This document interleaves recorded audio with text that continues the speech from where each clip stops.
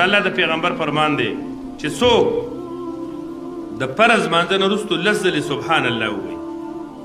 او لس ځلې الحمدلله ووایي او لس پیرې لا اله الا الله ووایي او یو ځل په آخر کې دا ووایي چې لا اله الا الله وحده لا شریک له الملک وله الحمد وهو على كل شيء قدیر او د دې نه وروستو د نارینه او زنانه دعا وغواړي نو د الله پیغمبر فرمایي چې الله دې بنده ته په خپله باندې آواز کوي چې عجیبو عجیبو ای بنده ستا دعا مې قبوله کړه نو دا خپل معمول وګرځوئ د هر فرض مانځه نه وروستو لس ځلې سبحان الله لس ځلې الحمدلله او لس پیرې لا اله الا الله او اخر کې دا کلمات چې لا اله الا الله وحده لا شريك له الملك